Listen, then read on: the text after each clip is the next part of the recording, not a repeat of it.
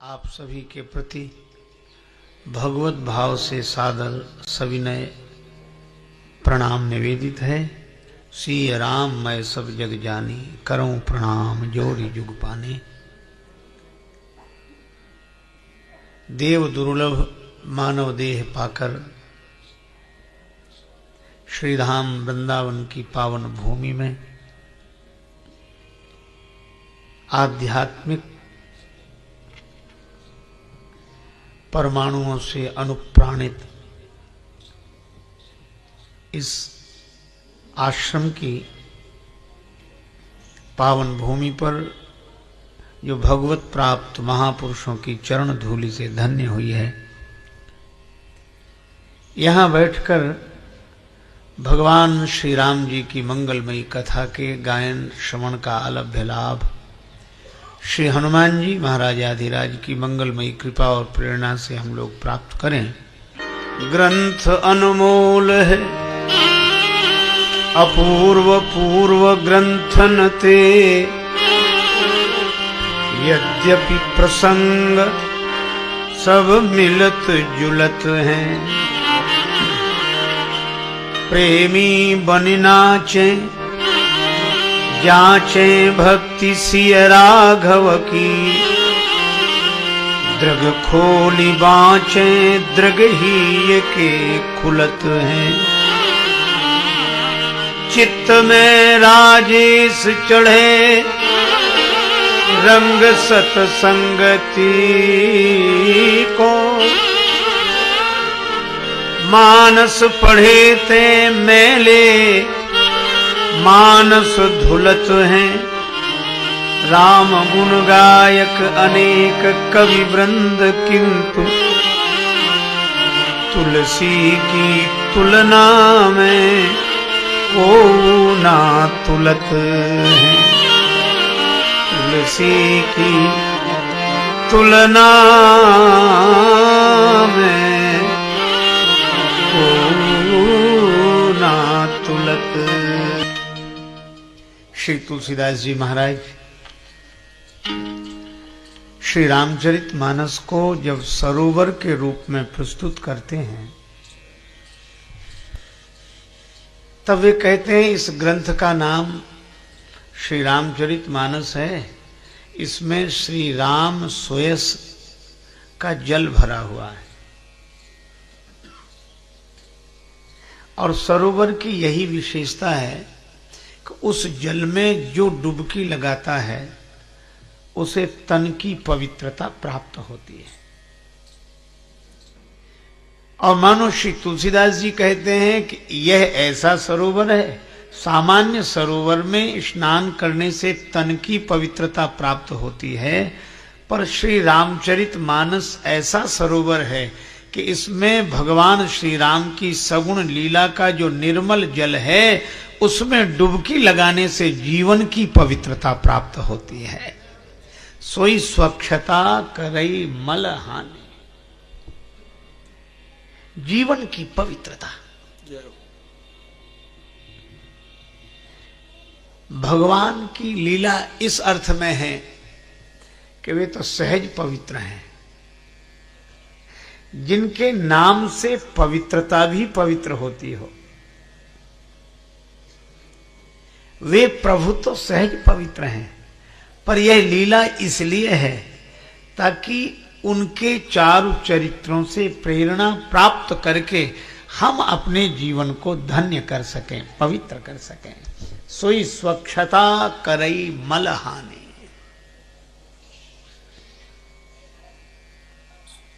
और इसके लिए मन की निर्मलता चाहिए। यद्यपि श्री तुलसीदास जी महाराज एक अद्भुत सूत्र देते हैं, हम लोग चिंतन करें। वे क्या कहते हैं? सुमति कुमति सबके उर रही,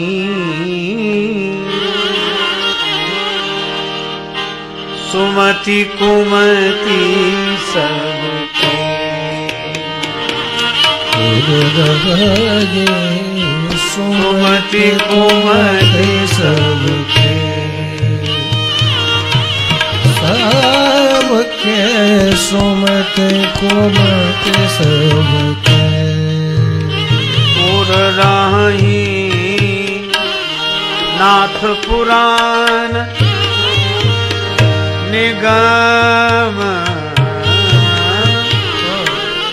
अस कहीं अस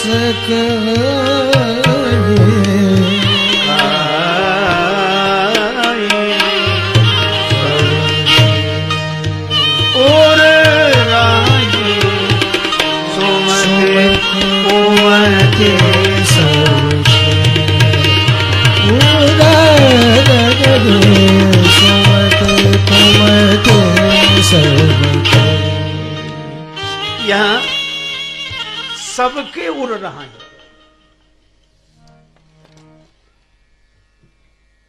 और अगर इस दृष्टि से विचार करें तो जल चेतन गुण दोषमय विश्व की न करतार अथवा विधि प्रपंच गुण अवगुण साना। और इसीलिए हमारे हृदय में सुमति के साथ अगर कुमति भी रहती है तो ये विकृति नहीं है, यह प्रकृति है, यह तो होगा ही, इसमें कोई आश्चर्य नहीं है। अच्छा, आप एक दृष्टि से विचार करें, लंका समुद्र के बीच में बसी हुई है और लंका में यह वर्णन मिलता है कि कुंभकर्ण 6 महीने सोता है, मांगिस नींद मांस सट केरी। अच्छा, अब आप थोड़ा विचार करें, क्या वहां कुंभकर्ण ही सोता है और कोई नहीं सोता? मुझे तो लगता है कि अगर वहां कुंभकर्ण सोता है तो उसी लंका में विभीषण जी भी सोते हैं। अगर विभीषण जी न सो रहे होते तो यह क्यों लिखा जाता, मनमह तर्क करे कपि लागे ते ही समय विभीषण जागे। इसका अर्थ क्या है? यह जीवन की जो दशा है उसका चित्रण प्रतीकात्मक ढंग से एक रूपक के द्वारा श्री तुलसीदास जी प्रस्तुत करते हैं। समुद्र के बीच में लंका, संसार ही सागर है और हमारा जीवन यही लंका है। लंका सोने की थी और यह जीवन भी सुनहरा अवसर है। क्या बात है। ये जीवन सुनहरा अवसर है, ऐसा मौका बार बार नहीं मिलता। लेकिन इस लंका के भीतर, इस जीवन के भीतर अगर कुमति का कुंभकर्ण सो रहा है तो सुमति के विभीषण जी सो रहे हैं। और कथा एक संकेत और करती है कि कुंभकर्ण को जगाया रावण ने और विभीषण जी को जगाया श्री हनुमान जी ने। बस यही जीवन का सत्य है कि हमारे मन में कुमति का कुंभकर्ण सोया है, सुमति के विभीषण जी सोए हैं, पर अंतर यह है कि कुमति के कुंभकर्ण को कुसंग का रावण जगाता है और सुमति के विभीषण को सत्संग के हनुमान जी जगाते हैं। बस यही है। पर ऐसा हो ही नहीं सकता कि लंका में दुर्जन ही दुर्जन हो, सज्जन न रहते हो। यद्यपि हनुमान जी को भी आश्चर्य हुआ, यहां कहां सज्जन कर बासा, पर मिल ही गए उन्हें। विभीषण जी मिल गए और त्रिजटा मिल गई। अच्छा, लंका में तो आपने देखा, पर अयोध्या की ओर अगर दृष्टि डालें तो वहां भी उसी तरह का दृश्य दिखाई देता है। कैकेयी माता का जीवन 2 से जुड़ा हुआ है। यूं कहो कि उनके भवन में 2 को स्थान मिला जो हमेशा रहते हैं। एक तो उनके पुत्र हैं श्री भरत, और भरत जी संत शिरोमणि, भगत शिरोमणि भरत कहलाते हैं। अच्छा, लेकिन एक अद्भुत बात है, कैकेयी माता के जिस भवन में भरत जी रहते हैं, उसी भवन में मंथरा रहती है। अब भरत जी पूरे संत हैं, सब संत के लक्षण भरत जी में और असंत के सब लक्षण मंथरा में। देखो, भरत जी को भी एक बीमारी हुई। कौन सी? श्री भरत जी स्वयं कहते हैं,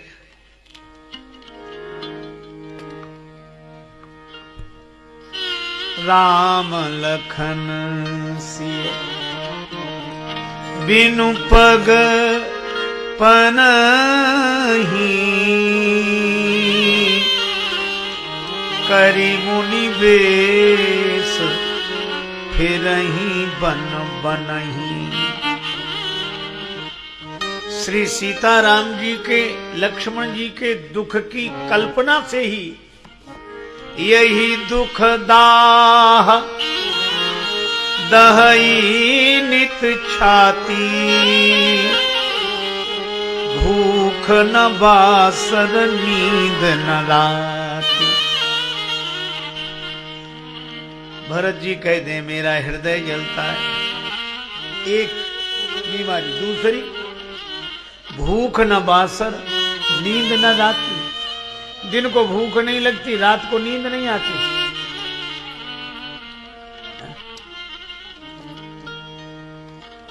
मंथरा कहती यह तो बीमारी हमको भी हुई है,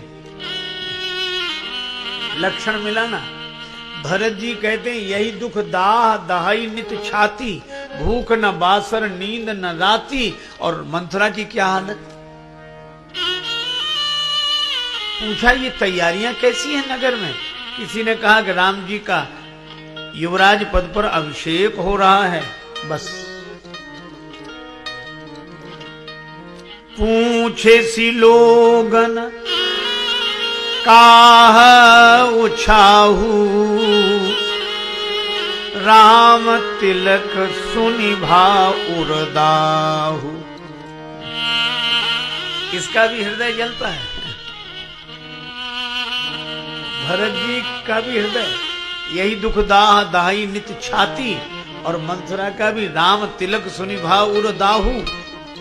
भरत जी कहते हैं कि दिन को भूख नहीं लगती, रात को नींद नहीं आती। मंथरा कहती हमारी भी वही हालत है। जब ते कुमत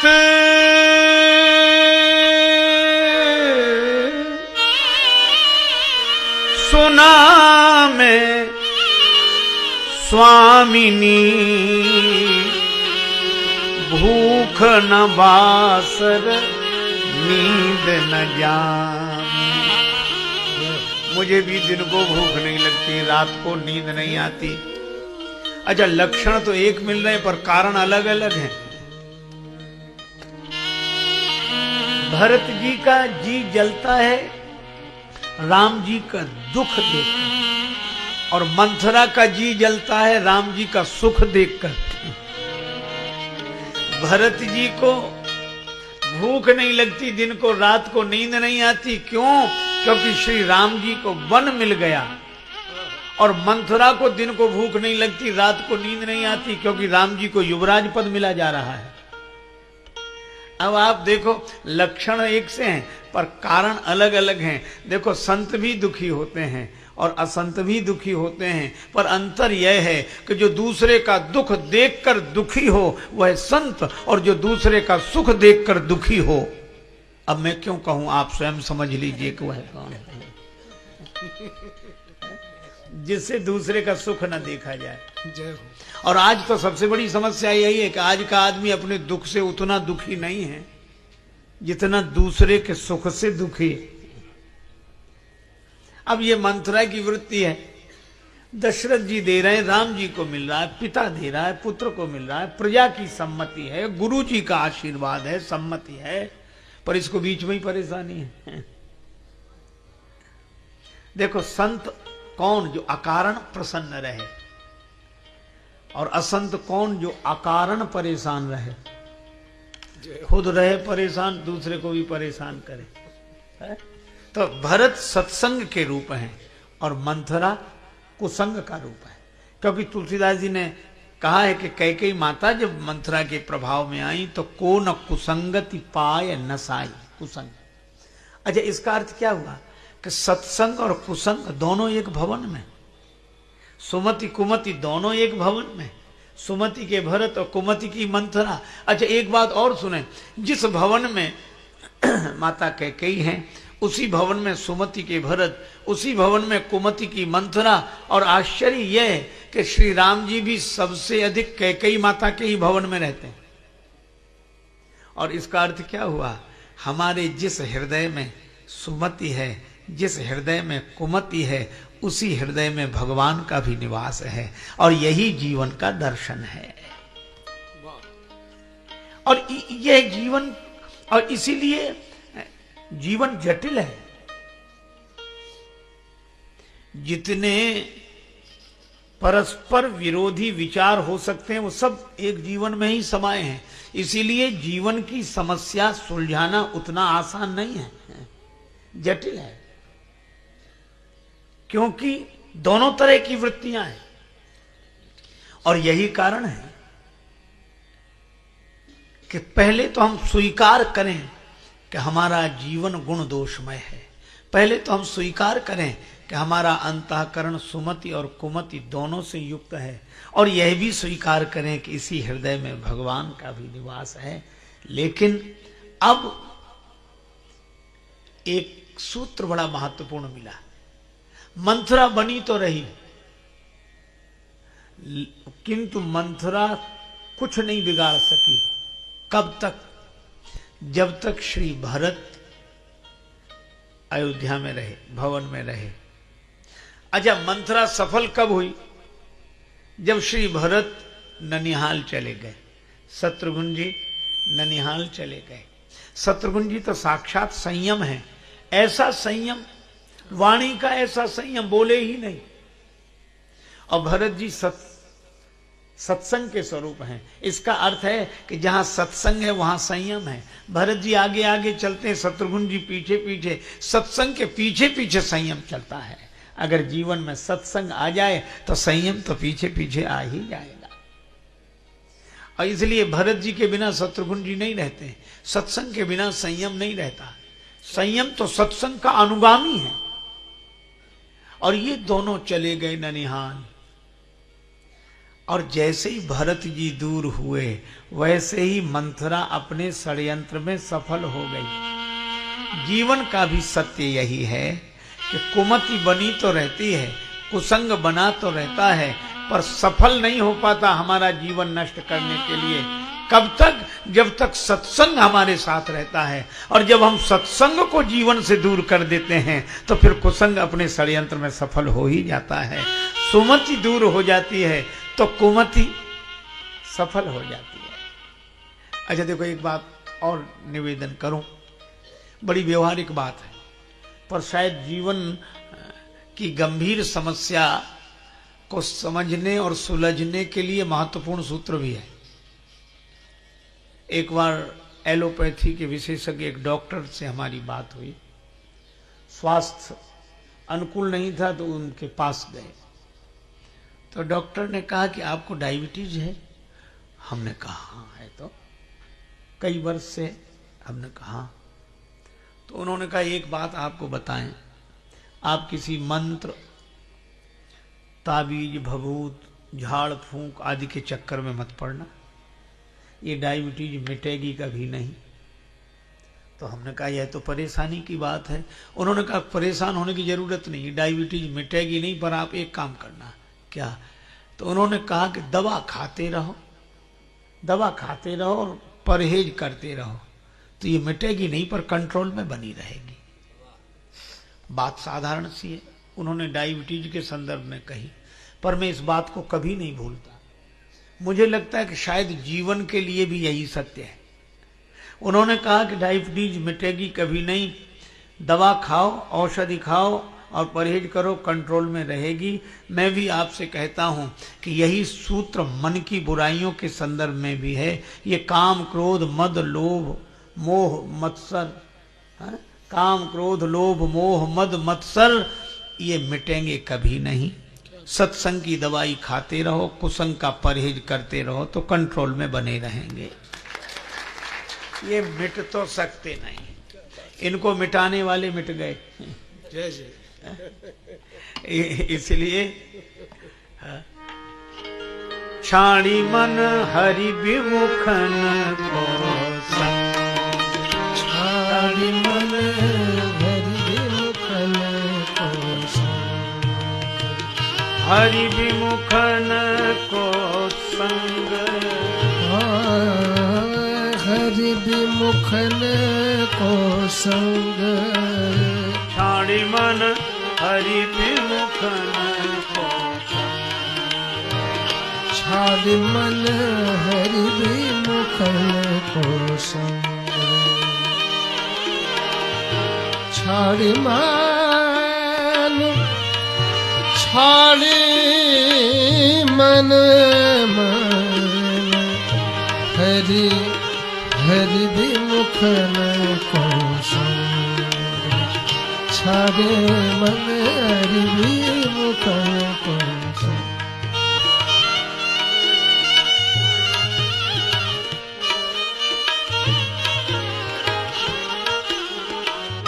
तिनके संग, तिनके संग कुबुद्धि उपजत है, तिनके संग कुबुद्धि उपजत है, परत भजन में भंग, छाड़ी मन हरि विमुखन को संग, छाड़ी मन हरि विमुखन को संग, छाड़ी मन हरि विमुखन को संग।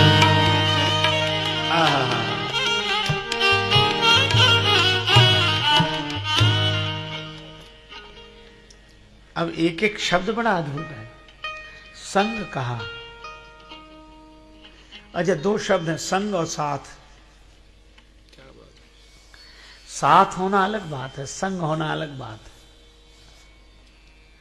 तन से किसी के आसपास रहना साथ रहना है, और मन से किसी के पास रहना संग रहना है।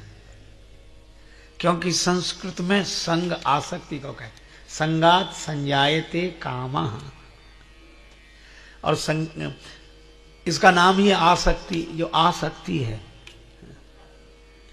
कभी भी आ सकती है, कैसे भी आ सकती है, कहीं से भी आ सकती है, आसानी से आ सकती है, पर मुश्किल से जा सकती है। तो श्री सूरदास जी की वाणी है, छाड़ी मन हरि विमुखन को संग। उसका अर्थ है कि साथ भले ही बने रहे हरि विमुख, पर मन का संग उनसे नहीं होना चाहिए। देखो, साथ मिलता है भाग्य से और संग होता है भाव से। भाग्य बदले न बदले, पर भाव बदला रहे तो जीवन धन्य हो जाए। इसीलिए हमेशा, अच्छा, और भगवान ने क्या किया? भगवान नगर ही छोड़कर चले गए। प्रभु ने कहा कि हम कुछ करते नहीं हैं। सत्संग ने बुलाया तो आ गए, कुसंग ने कहा जाओ तो चले गए। पर इस कुसंग को बदलेगा कौन? सत्संग ही। इसीलिए गुरु जी ने कहा कि कुसंग के कुप्रभाव को मिटाने के लिए संत की ही आवश्यकता है, सत्संग की ही आवश्यकता है। गुरु बुलाए पठये दो भाई, यह है। अच्छा, अब भगवान की लीला हमारे जीवन को कैसे निर्मल बनाती है? अनेक प्रसंग पर आज एक प्रसंग से हम लोग इस पर विचार करें, चिंतन करें।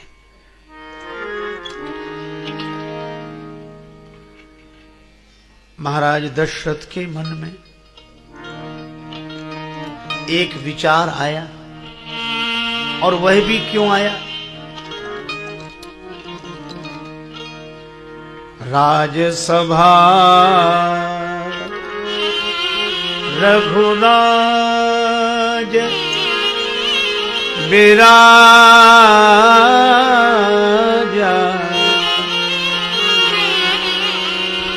राज सभा रघुराज विराजा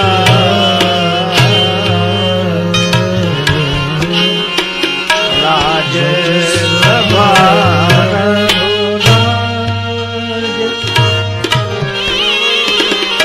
रघुनाथ रघुराज विराजा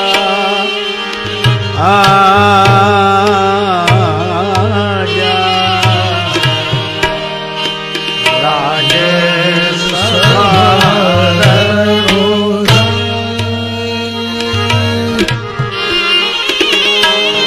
रघुराज विराजा सभा रघुराज रघुराज राजसभा में अयोध्या अधिपति महाराज दशरथ विराजमान हैं।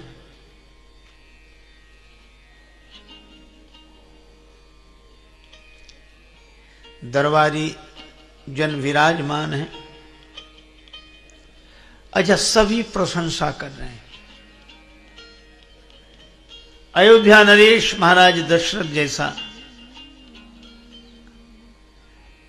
सौभाग्यशाली कोई अन्य नहीं है।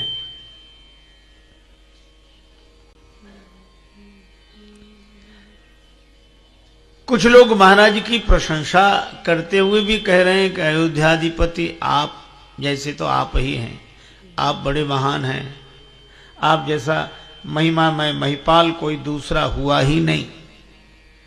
इस तरह की चर्चाएं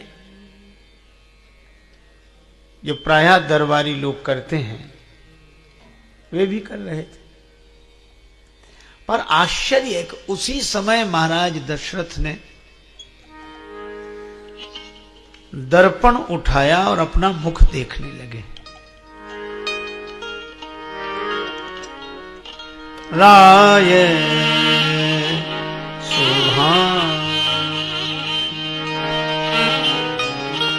मुकुर कर लीना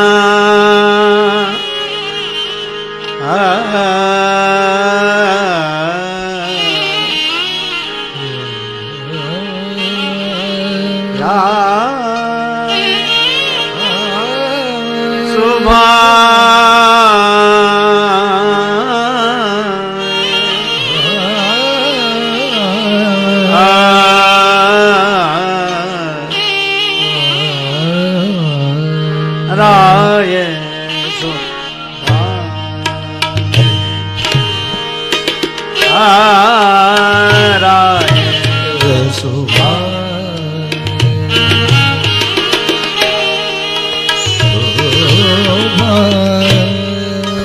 सुभाय मुकुर कर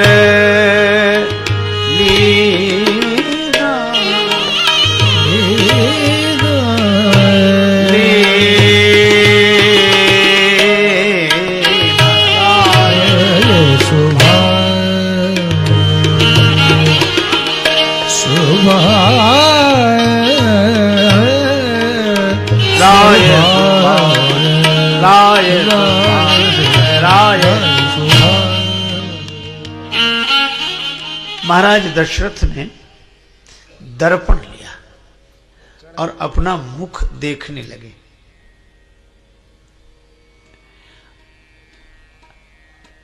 श्री रामचरितमानस के एक अनोखे मर्मज्ञ मनीषी का भाव है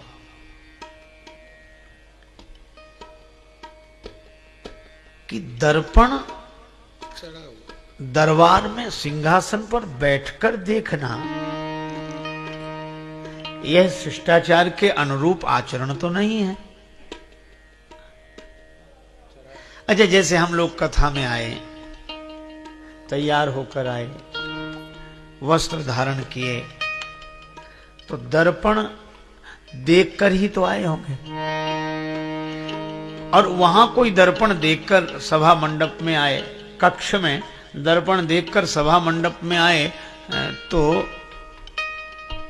अनुचित नहीं है, किंतु कक्ष का काम सभा मंडप में आके करे, यहां बैठकर फिर दर्पण निकाले और अपना चेहरा देखे तो लोग यही कहेंगे कि ये सभा में तो बैठे पर सभ्य नहीं है, शिष्टाचार के अनुरूप आचरण नहीं है, ये दर्पण वहीं देख कर आना चाहिए था, यहां क्यों देख रहे।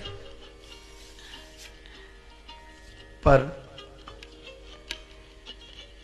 महाराज दशरथ जैसे विवेकी पुरुष सिंहासनासीन हैं और उस समय दर्पण में अपना मुख देख रहे हैं, तो यहां कुछ विशेष बात है। यह कथा हम लोगों को उपदेश देती है और संदेश देती है। वह यह है कि जब हम किसी विशिष्ट पद पर बैठे होते हैं, विशेष उपलब्धि को उपलब्ध होते हैं, तो प्रशंसकों से घिर जाते हैं।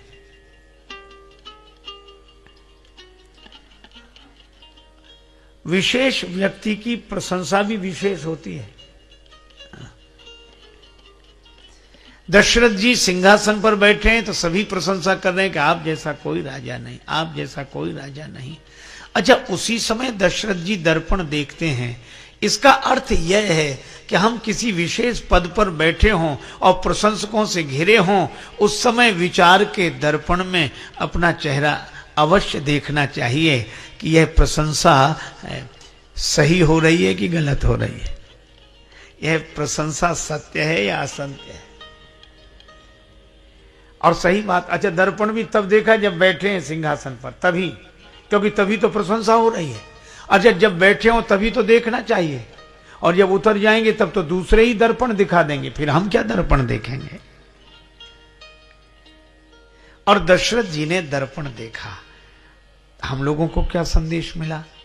हमारी भी बड़ी महिमा गाई गई, महिमा तो यही गाई जाती है, देव दुर्लभ शरीर। यह तो प्रशंसा जो हो रही ठीक है, पर हमें भी तो विचार के दर्पण में अपने जीवन को देखना चाहिए, क्या इस प्रशंसा के अनुरूप हमारा मानवोचित आचरण है। क्योंकि प्रशंसा वाले तो प्रशंसा करते ही रहेंगे। अच्छा, अद्भुत आश्चर्य, दशरथ जी ने दर्पण देखा तो पता लगा कि उनका मुकुट टेढ़ा हो गया है, मुकुट, राज्य मुकुट टेढ़ा हो गया है, लगभग गिरने की स्थिति में है। अच्छा, अब आप देखो, मुकुट गिरने की स्थिति में है और प्रशंसा करने वाले प्रशंसा करते जा रहे हैं। प्रशंसा करने वालों का तो काम है प्रशंसा करना, विचार करने की उन्हें क्या आवश्यकता, मुकुट टेढ़ा हो चाहे सीधा। ये तो मुकुट जब तक गिर ही नहीं जाएगा तब तक प्रशंसा ही करते रहेंगे। जब तक मुकुट गिर नहीं जाएगा तब तक प्रशंसा करेंगे, फिर जिसके सिर पे मुकुट आएगा उसकी प्रशंसा करेंगे। इसमें तो स्वयं ही विचार करना होता है। और दशरथ जी ने देखा कि मुकुट टेढ़ा हो गया है। अच्छा, जब मुकुट तनिक टेढ़ा हुआ तो श्रवण समीप भय स्थित केसा, महाराज श्री दशरथ ने अपने श्रवणों के पास में श्वेत केश देखे, सफेदी दिखी। दशरथ जी को लगा कि ये बाल उपदेश दे रहे हैं। इसका आशय यह है कि जिन्हें उपदेश लेना होता है वे बाल से भी ले लेते हैं, बाल से भी ले लेते हैं, और जिन्हें नहीं लेना हो वो वृद्ध से भी कुछ नहीं सीख पाते हैं। जय हो, जय हो। एक महात्मा एक गांव से निकले तो ऐसे ही भ्रमण करते जा रहे थे, परिचित लोग रहते थे उस गांव में। तो गांव का एक वृद्ध व्यक्ति अपने पौत्र को गोद में लेकर दुलार कर रहा था और पौत्र बीच बीच में कहता बाबा बाबा। तब तक वो संत जी निकले तो उस व्यक्ति ने कहा कि महाराज प्रणाम, बड़े भाग्य आपके दर्शन हुए, हमें भी कुछ उपदेश करो, जीवन का कल्याण हो। महात्मा बोले कि उपदेश तो ये तुम्हारा पौत्र ही दे रहा है। पौत्र क्या कह रहा है महाराज, ये तो कुछ बोल ही नहीं पाता। कहा कि बस वो जितना बोल पाता है उतना ही काफी है। बाबा कह रहा है, बाबा बाबा। महात्मा बोले इस शुद्ध तोतली बोली पर कुछ तो मन में शर्माओ, नाती कान लगे बाबा, अब तो बाबा हो जाओ।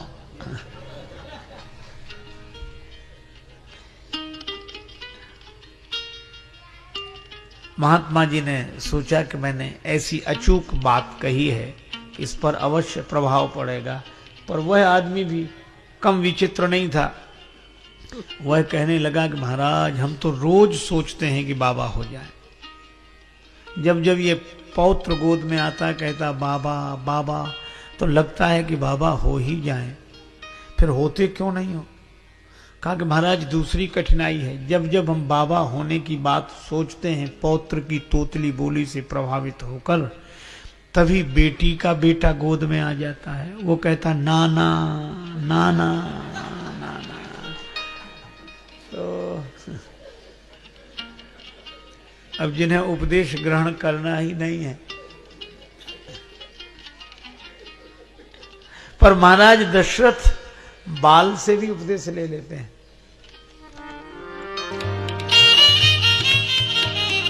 कानों के पास सफेद बाल हो रहा है।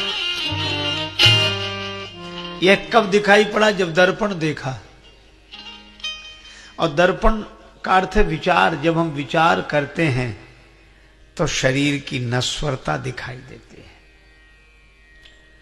ये सफेद बाल कान के पास ही सबसे पहले क्यों आए। दशरथ जी को लगा कि ये बाल कुछ बोल रहे हैं। क्या बोल रहे हैं। इन श्वेत केशों के माध्यम से वृद्धावस्था ही उपदेश दे रही है। यह बाल यह बोल रहे हैं कि दशरथ जी हम तब भी बाल थे जब तुम बाल थे। हम तब भी बाल थे जब तुम बाल थे। तुम वृद्ध हो गए हो, हम अभी भी बाल हैं। तुम वृद्ध हो गए हो, हम अभी भी बाल हैं। लेकिन एक अंतर तो है, क्या, तब हम काले थे, अब हम सफेद हो गए हैं। हमने तो अपना रंग बदल दिया है, पर दशरथ तुम अपना रंग कब बदलोगे। हम जैसे थे वैसे नहीं रहे, और तुम जैसे थे वैसे ही हो, अब तक नहीं बदले। क्या बात। रंग बदलते। अच्छा, तो हम लोगों की कालिमा क्या है। बालों की कालिमा तो ठीक है, पर हम लोगों की, अच्छा आपने कभी सुना होगा काला धन, काला बाजार। मैं पहले समझता नहीं था, तो मैंने एक सज्जन से पूछा इसका क्या अर्थ।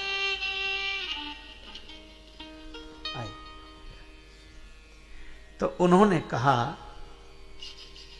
कि काला धन का अर्थ है जिसका हम हिसाब न दे सकें, चीज दूसरे की, कब्जा अपना।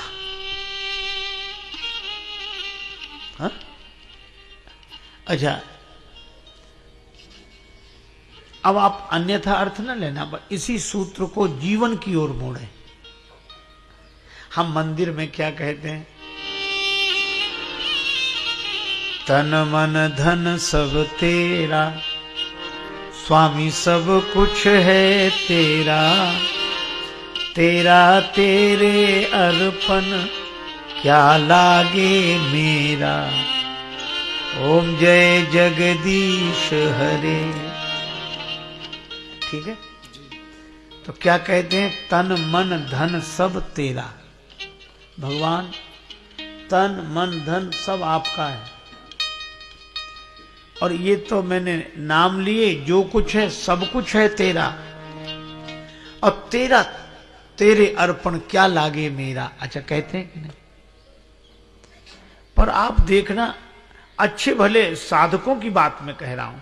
मंदिर में तो हम कहते हैं तन मन धन सब तेरा, और वही साधक मंदिर में परमात्मा से कहते हैं तन मन धन सब तेरा, और लौटकर किसी संत महात्मा के पास आते हैं, उससे कहते हैं महाराज कोई उपाय बताओ। किस बात का उपाय? मेरा मन नहीं लगता है? तो भगवान भी हंसते हैं कि अभी हमसे तो कह रहा था कि मन तेरा, और बाहर निकलते ही कह रहा कि मेरा मन नहीं लगता। इसका अर्थ है कि हम कहते तो परमात्मा का है, पर मानते तो अपना है। और जिस दिन ये कहना मानना बन जाएगा, उसी दिन जीवन धन्य हो जाएगा। कहते हैं, मानते नहीं। एक महात्मा बड़े विनोदी स्वभाव के संत थे, वो कहते थे कि इस आदमी का तो बस नहीं तो ये यही कहे तन मन धन सब मेरा, प्रभु सब कुछ है मेरा। और आज के आदमी की नीयत तो इतनी खराब कि प्रभु पड़ोसी का भी मेरा, और इसका बस चले तो भगवान से भी कहे कि मेरा मुझको दे दो क्या लागे तेरा।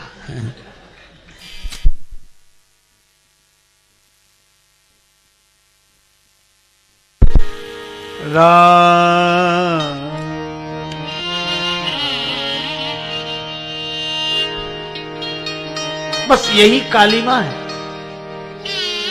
चीज दूसरे की, मानना अपना। अच्छा मैं कहता हूं तन मन धन की कौन कहे? ये श्वास जो शरीर में चल रही है, यह भी हमारी नहीं है, हमारे लिए है। एक सज्जन बोले कि नहीं यह तो हमारी है श्वास, और कहते भी है जब तक हमारी श्वास चल रही है हमारी है। अच्छा आप विचार करना, अगर ये श्वास हमारी है तो कभी प्रयास करके देखो कि आज नहीं लेंगे हम श्वास, हमारी श्वास हम न लें। इतवार को सबकी छुट्टी होती है तो श्वास को भी जरा आराम कराएंगे। पर आपको लेनी पड़ती है, इससे सिद्ध होता है कि आपकी नहीं है। यह प्राण भी प्रभु का ही है, ये तन मन जीवन सब कुछ उसी का है। बस यह हम स्वीकार लें। भगवान कहते हमें देने की आवश्यकता नहीं है, हमने जो तुम्हें दिया है वो तुम्हारे लिए है, तो तुम अपने लिए तो मानो पर अपना मत मानो। अपना मानना कालिमा है, और जो मिला है उसे भगवान का कृपा प्रसाद मान लेना, यही जीवन की पवित्रता है। मालिक उन्हें बना देना। इसलिए दशरथ जी ने कहा मन ही मन कि मेरे जीवन की कालिमा इसी तरह मिटेगी। अयोध्या तो रहे, पद तो रहे, पर जिस पद पर मैं बैठा हूं, मैं राजा के पद पर बैठा हूं, पर आरंभ तो करूं युवराज के पद पर श्री राम को बिठाऊं। और कितना सुंदर संकेत है कि हमारे आपके जीवन में सभी कुछ रहे, किंतु एक बात का ध्यान भी रहे, क्या? सब कुछ रहे पर मालिक की जगह अभिमान को नहीं भगवान को बिठाएं। यही जीवन की धवलता है। और दशरथ जी भी राम जी को बिठाना चाहते हैं। दशरथ जी के मन में ऐसा तो संकल्प हुआ कि मैं अपने रहते रहते युवराज पद पर राम जी को बिठा दूं। बस यही है, हम लोग भी यही सोचें कि इस जीवन के रहते रहते जीवन में जो मिला है उसके स्वामी के पद पर भगवान को बिठा दें। बस यही जीवन की सार्थकता है, रहते रहते। और यह सोचकर वे गुरुदेव के पास आए। गुरुदेव, मेरे मन में यह भावना है कि अब राम जी को सब सौंप दिया जाए।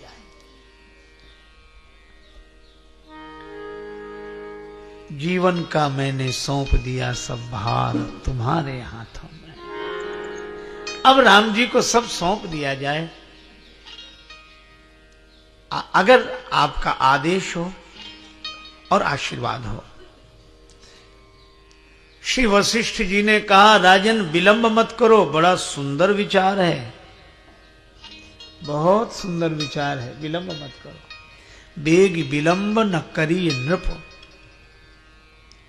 तो महाराज इस मंगलमय कार्य के लिए कोई शुभ मुहूर्त विचार कर बताइए। शुभ मुहूर्त। वशिष्ठ जी ने कहा कि मुहूर्त विचार करने की आवश्यकता नहीं है। क्यों? केवल विचार ही करना है। क्या शुभ मुहूर्त तो है ही है, शुभ समय है। कैसे जाना जाए? का जब अपने मन में भगवान को अपने जीवन का भार सौंपने का भाव आए, समझ लो यह शुभ समय है। क्योंकि ऐसे विचार किसी पवित्र समय में ही मन में उदित होते हैं। इसलिए हां, एक काम अवश्य करें। बेगी विलंब न करिए नृप, साजिए सबुई समाज, सुदिन सुमंगल होई तब, राम होई जुबराज।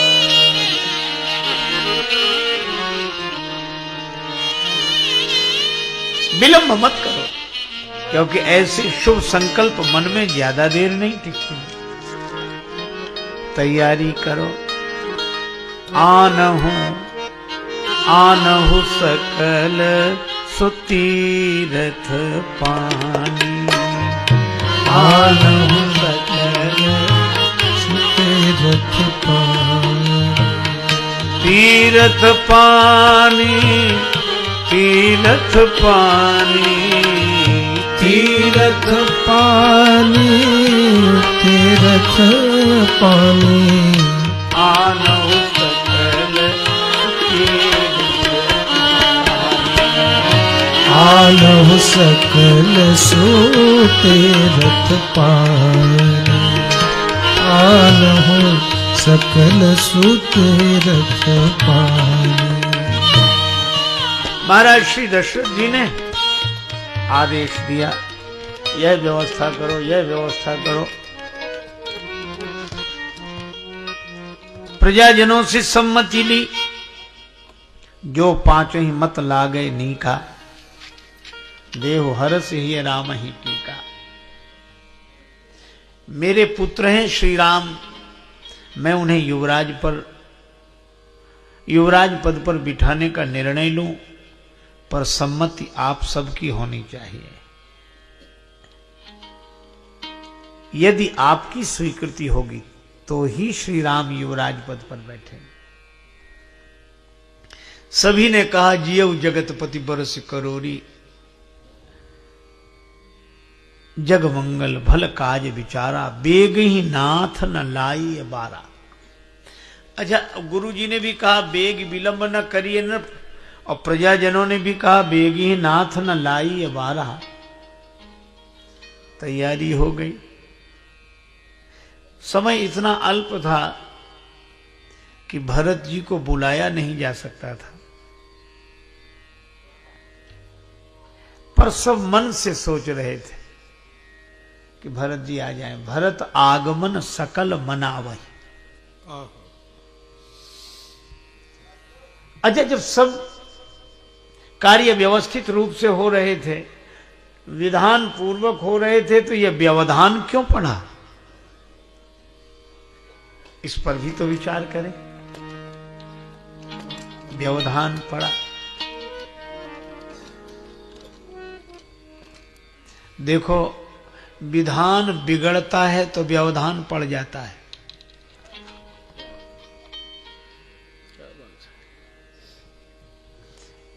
एक तो यह हुआ कि दशरथ जी ने प्रजाजनों से स्वीकृति सम्मति लेने के बाद जब पूरे नगर में हर्षोल्लास का वातावरण हुआ तो बाजे बजवाए। तुलसीदास जी संकेत कर दें, सुनत राम अभिषेक सुहावा, बाज गहा गह अवध बधावा।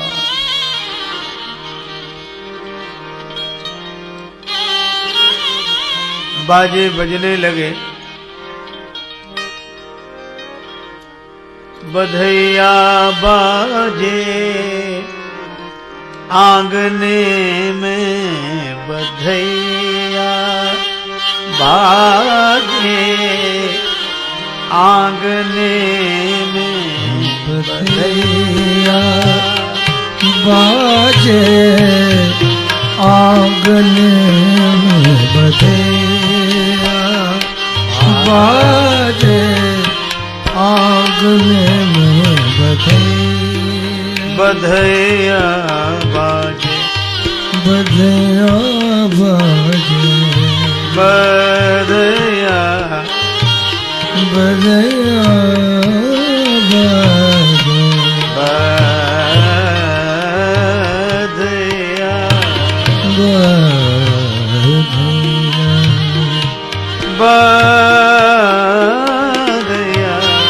बधैया बधैया बाजे आंगने में, बाजे आंगने में, बधैया बाजे आंगने में,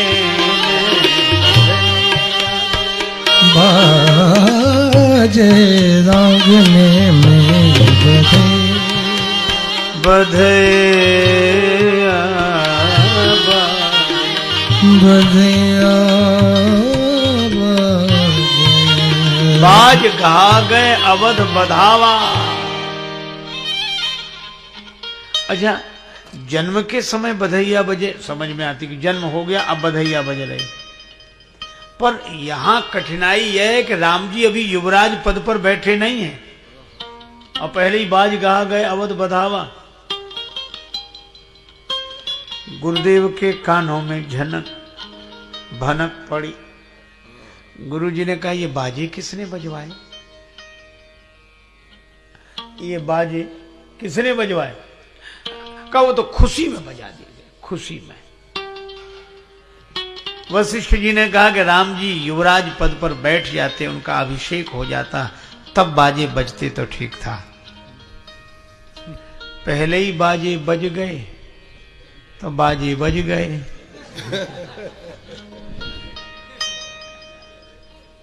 अब यह भी कितना सुंदर संकेत है कि कार्य पूरा हो जाए फिर बाजे बजे। अब कार्य पूरा हो ही नहीं और पहले ही बाजे बज जाए। वशिष्ठ जी ने कहा कि बाजे बज गए तो बाजे बज गए। गुरु जी ने कहा, हमने तो नहीं कहा था कि बाजे बजवा। किसी ने कहा कि मन से बजा दिए गए। वशिष्ठ जी ने कहा कि बस यही बात तो है। क्या राम राज्य गुरुमुखी ढंग से आता है, मनमुखी ढंग से नहीं आता। अच्छा, बाजे बजने से गड़बड़ी क्या हुई? जितने विघ्न संतोषी देवमंडल के सदस्य, उनको अच्छा नहीं लग रहा है।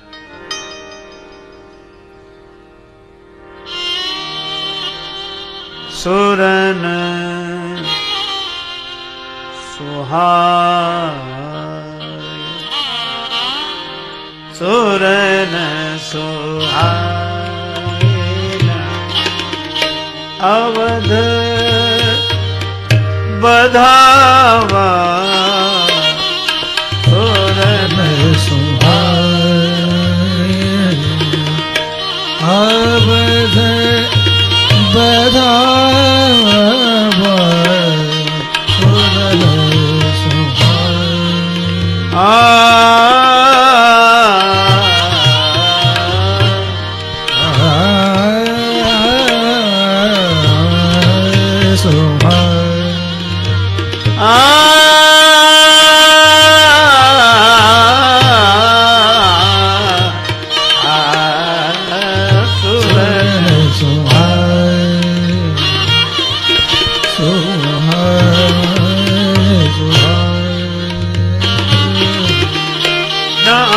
बधावा सुरन बधावा सुरन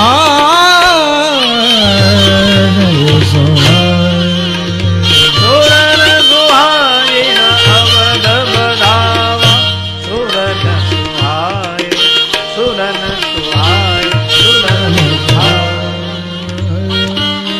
देवताओं को अच्छा नहीं लग रहा, ये बाजे बज रहे, मंगल गीत गाए जा रहे हैं। किसी ने कहा यह तो सबके लिए अच्छा हो रहा है, फिर इन्हें अच्छा क्यों नहीं लग रहा? श्री तुलसीदास जी ने कहा उजेली रात चंद्र प्रकाश के कारण दीप्तमान होती है, सभी को अच्छी लगती है, पर चोरों को अच्छी नहीं लगती। उन्हें तो अंधेरा ही रहे तो अच्छा है, उजेला ना हो। तो एक तो यह बात हुई, और मानो संदेश मिला कि जब कार्य पूरा हो जाए तब बाजे बजाओ, प्रचार करो, और कार्य जब तक पूरा न हो तब तक मन में रखो, कार्य पूरा हो जाने के बाद प्रचार। और श्री राम जी ने इस नियम का पालन यहां नहीं आगे किया। कब? जब बाली का वध हो गया तब भगवान राम ने लक्ष्मण जी से कहा, लक्ष्मण सुग्रीव को राजा के पद पर बिठाओ। राज देहु सुग्रीव जाई राज देहु सुग्रीव जाई राज देहु सुग्रीव जाई राज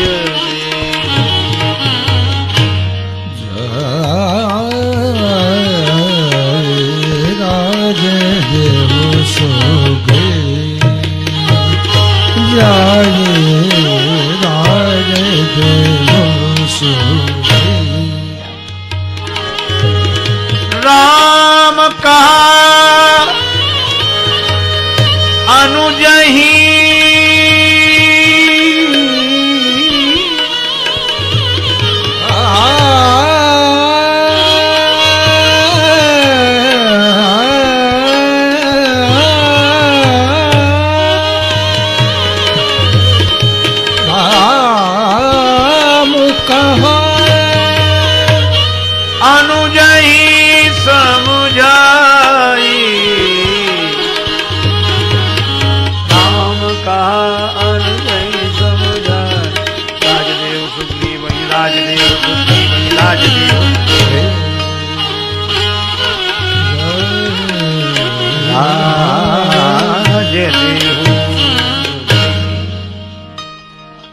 राम जी ने कहा कि सुग्रीव को राजा बना दो, लक्ष्मण राज्य तिलक करो, सुग्रीव को राजा बना दो। पर कहा तो इतना ही, पर समझाया। राम कहा अनुजही समुझाई। प्रश्न यह है कि समझाया क्या? यह अभी पता नहीं लगा, बाद में पता लगा। राम जी ने कहा बस लक्ष्मण तुम समझ लो, कहना सुनना किसी से नहीं है, हमने जो तुम्हें समझाया वह याद रखना। और कहा इतना ही। अब श्री तुलसीदास जी से पूछा कि क्या समझाया? तुलसीदास जी बोले हम समझें तब तो बतावें। अब यह रहस्य बना रहा समझाया क्या। पर श्री राम नीति प्रीति परमार्थ स्वार्थ को न राम समझान यथार्थ। परम नीतिज्ञ हैं।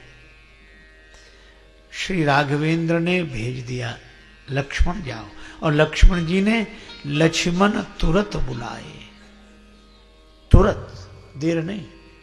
पुरजन विप्र समाज, ब्राह्मणों को, परिजनों को, सबको आदर पूर्वक आमंत्रित किया।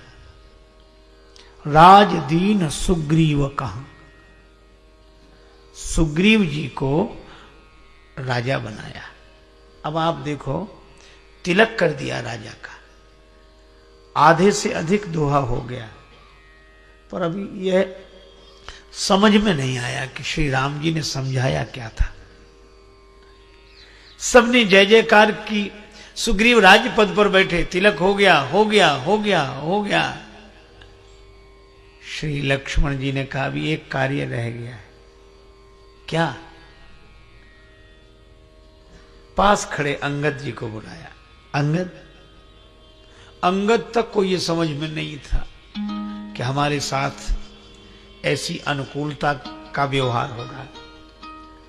अंगद क्यों बुलाया जा रहा? सबने कहा राज्य का अभिषेक तो हो गया, अभी युवराज का अभिषेक होना है। राजदीन सुग्रीव कहां, अंगद कहां युवराज। अंगद जी को युवराज बनाना यह समझाया था, पर कहा नहीं था। कहा इतना ही था कि सुग्रीव को राजा बना दो। बाद में श्री लक्ष्मण जी ने श्री राम जी से कहा कि प्रभु आपने इसको गोपनीय क्यों रखा? राम जी ने कहा इसलिए मैं सोच रहा था कि जो मेरे साथ दुर्घटना हुई वह अंगद के साथ न हो। मुझे भी तो युवराज बनाया जा रहा था, पर पहले ही बाजे बजा दिए गए, पहले ही उसका प्रचार हो गया तो मैं बन ही नहीं पाया। तो अगर अंगद जी युवराज पद पर बिठाए जाएंगे, इसका हल्ला मच जाता तो पता नहीं कौन सा विघ्न उपस्थित हो जाता। इसलिए अच्छे कार्य जब पूरे हो जाएं तभी उनका प्रचार करना चाहिए।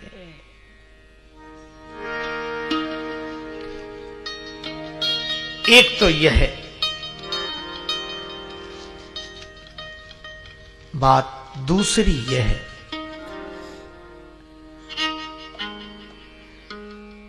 पार्वती माता ने शंकर भगवान से पूछा,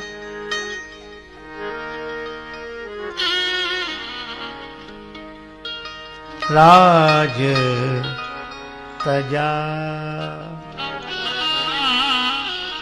सो दूषण काहि, दूषण काहि राज तजा।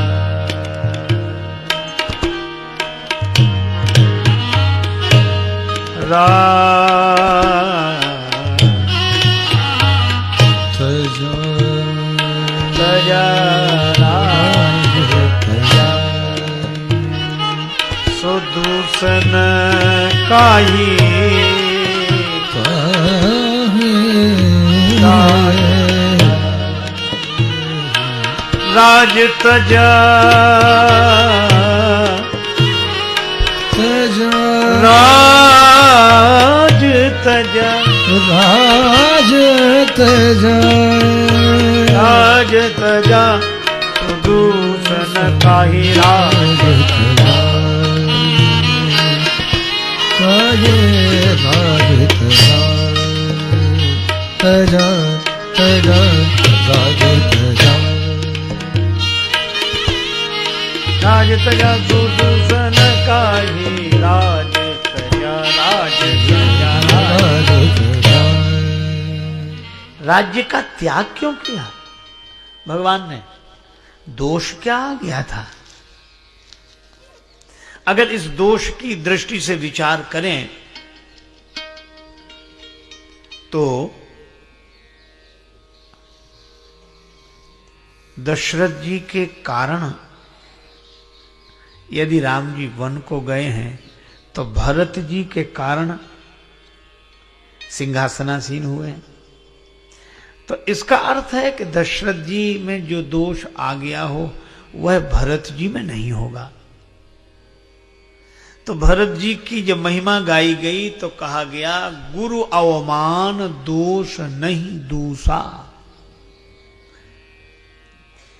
गुरुदेव के अपमान का दोष,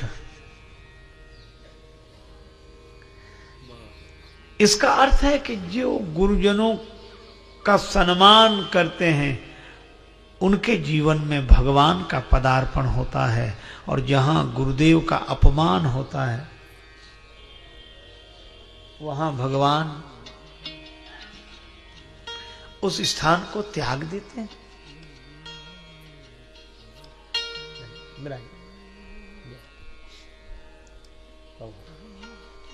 अच्छा, अपमान क्या हुआ?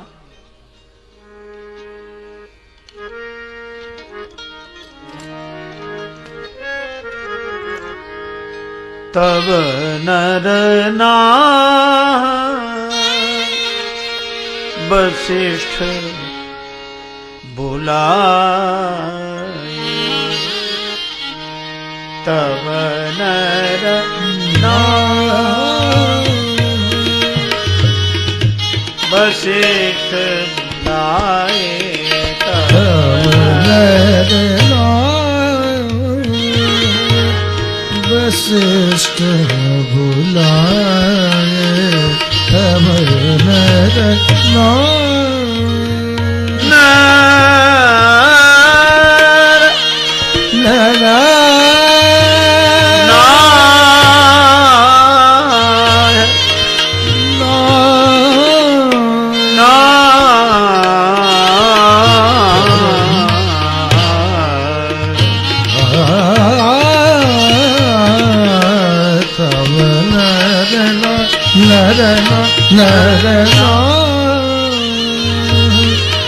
वशिष्ठ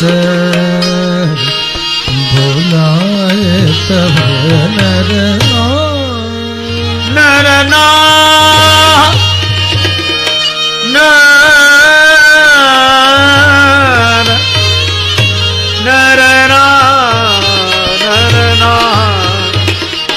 तब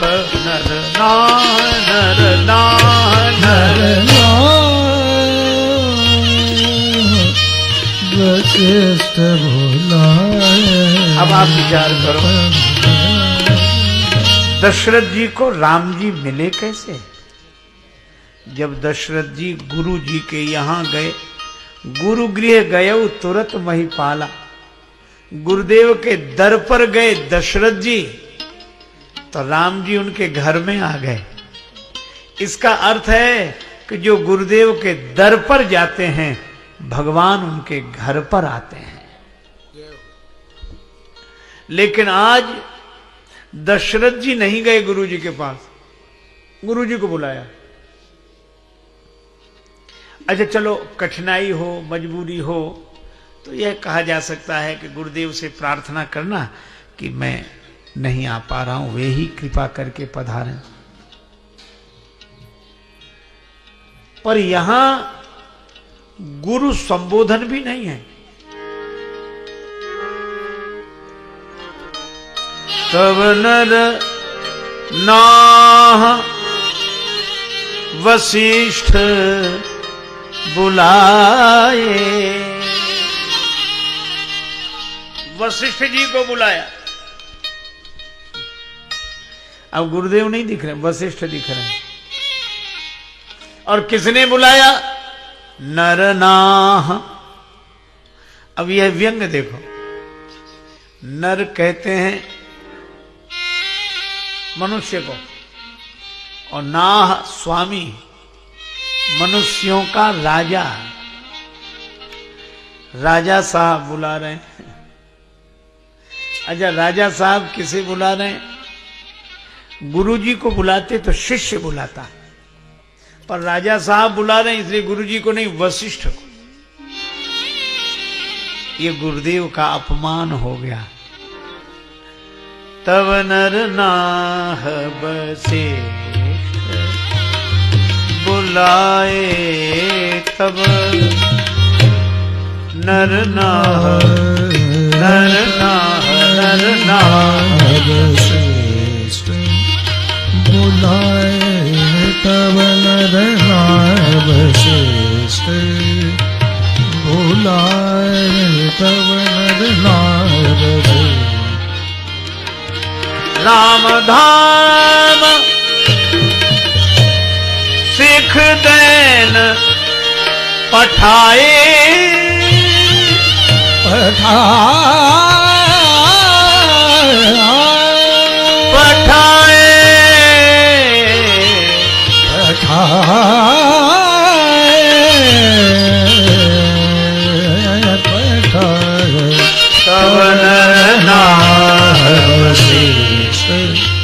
भुलाए तब तब तब नार तब नर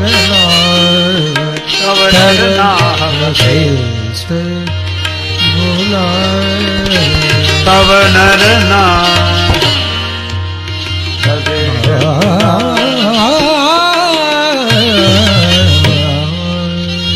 तब नर नाह वशिष्ठ गुरुदेव से सेवक ने कहा कि राजा साहब बुला रहे हैं। तो गुरुजी को आश्चर्य हुआ कि अब तक तो राजा साहब आते थे, आज राजा साहब बुला रहे हैं। तो गुरुजी से किसी ने कहा कि आप मत जाओ, आप गुरु हो, अपनी गरिमा में रहो। वशिष्ठ जी ने कहा कि मैं अपनी दृष्टि में गुरु नहीं हूं, उसकी दृष्टि में गुरु हूं। मेरा तो कोई संकल्प ही नहीं है, सर्वारंभ परित्यागी, मेरा कोई संकल्प नहीं। श्री स्वामी राम तीर्थ जी का वचन है, मैं न बंदा था न खुदा था, मुझे मालूम न था, दोनों इल्लत से जुदा था, मुझे मालूम न था। मेरा कोई संकल्प नहीं, मैं सब संकल्पों का साक्षी हूं। तो गुरु कैसे हो? का शिष्य के संकल्प से गुरु हूं, शिष्य की दृष्टि में गुरु हूं। तो फिर उसने तो आपको गुरु नहीं समझा, लघु समझा, इसीलिए तो बुला रहा है। तो वशिष्ठ जी ने कहा कि अब उसका संकल्प है, वो गुरु समझे तो मैं गुरु हूं, वो लघु समझे तो मैं लघु हूं, पर मैं अपने स्वरूप में न गुरु हूं न लघु हूं। वो गुरु समझेगा तो कल्याण उसका, और लघु समझेगा तो पतन उसका। गुरुजी चले गए, गुरुदेव आ गए, पर महाराज दशरथ ने यह भी नहीं किया कि गुरुदेव क्षमा करें, मैं किसी कठिनाई में था, आपके चरणों तक उपस्थित नहीं हो सका, आपको ही कष्ट करना पड़ा, विराजिए। पर इस तरह के अभिवादन अभिनंदन का भी प्रसंग वहां नहीं। तब नरनाह वशिष्ठ बुलाए, और जब गुरुदेव आए तो तुरंत बोले, राम धाम सिख देन पठाए। गुरुजी अब आपको इसलिए बुलाए कि आप चले जाओ। कहाँ? राम जी के भवन में चले जाओ, उनको कुछ उपदेश करो, उन्हीं को युवराज पद पर बैठना है, आप वहां चले जाओ। राम धाम सिख देन पठाए। होना तो यह चाहिए था कि राम जी से कहा जाता कि गुरु जी के भवन में जाओ, गुरु जी के आश्रम पर जाओ, प्रणाम करके आशीर्वाद लो और उपदेश लेकर आओ। पर यहां अटपटा ढंग, राम धाम सिख देन पठाए। गुरु जी चले गए, श्री राम जी ने सुधार किया है। जब सुना कि गुरुदेव आ रहे हैं, आहा, श्री राघवेंद्र श्री सीता जी के संग भवन से बाहर आकर द्वार पर हाथ जोड़कर सिर झुकाकर खड़े हो गए। गुरुदेव के चरणों में राम जी ने सिर रखकर प्रणाम किया, और बात क्या कही, आज मैं बड़ा प्रसन्न हूं। श्री राघवेंद्र ने कहा, गुरुदेव भगवान पधारे हैं तो सेवक के भवन में स्वामी के श्री चरण आए। यह घड़ी तो मंगल का मूल है, कल्याण का मूल है, और अमंगल का हरण करने वाली, दमन करने वाली है यह घटना। किंतु गुरुदेव यह उचित नहीं हुआ। गुरुजी ने मुस्कुराकर देखा, राघवेंद्र उचित क्या होता? राम जी ने कहा, गुरुदेव उचित तो यह होता कि मुझे वहां बुलाया गया होता, पिताजी मुझे आपके पास भेजते। तदपि उचित जन बोल सप्रीति, सिखइय नाथ कहिए अस नीति। धर्म की दृष्टि से यह उदात्त जीवनादर्श, विचार की दृष्टि से ऐसा समुज्वल प्रकाश देने वाला चारु चरित्र श्री राम जी का है। और राम जी के इस सुयस वारी में मनः शरीर से जो अवगाहन लाभ प्राप्त करेगा उसका जीवन अवश्य पवित्र होगा। तभी श्री तुलसीदास जी कहते हैं, लीला सगुन जो कहूं बखानी, सोई स्वच्छता करई मलहानी। जय सिया राम, जय जय सिया राम, जय सिया राम, जय जय सिया राम, जय सिया राम, जय जय सिया राम, जय सिया राम, जय जय सिया राम, जय सिया राम, जय जय सिया राम, जय सिया राम, जय जय सिया राम, जय सिया राम, जय जय सिया राम, जय सिया राम, जय जय सिया राम।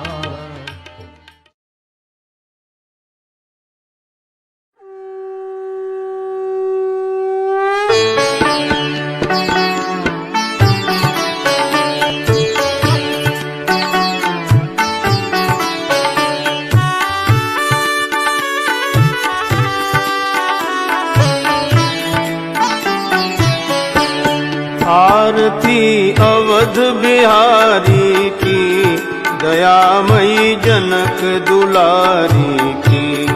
आरती अवध बिहारी की, दयामयी जनक दुलारी की।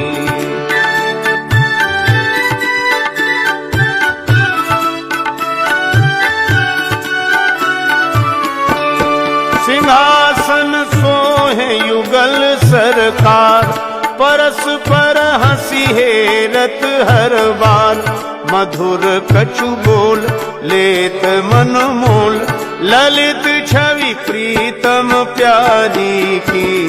दयामयी जनक दुलारी की, आरती अवध बिहारी की। दयामयी जनक दुलारी की।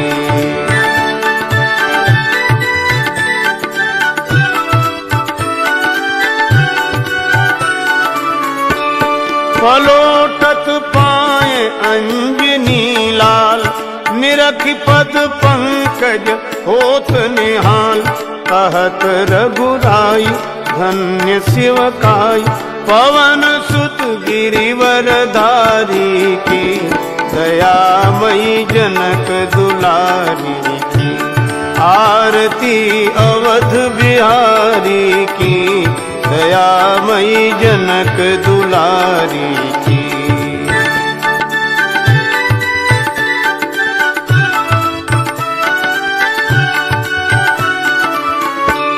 भरत जूठाले भाव विभोर, लखन रिपु दमन लाल कर जोर। लखें मुख चंद लेत आनंद, धन शोभा धनुधारी की। दयामयी जनक दुलारी की, आरती अवध बिहारी की। दयामयी जनक दुलारी की।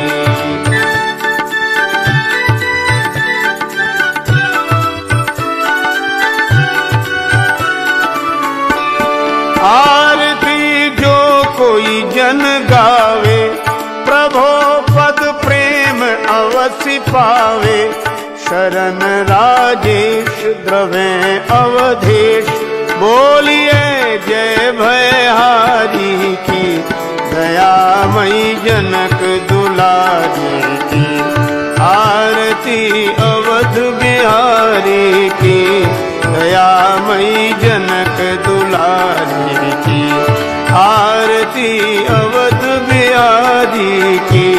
दयामयी जनक दुलारी की, दयामयी जनक दुलारी की, दयामयी जनक दुलारी की।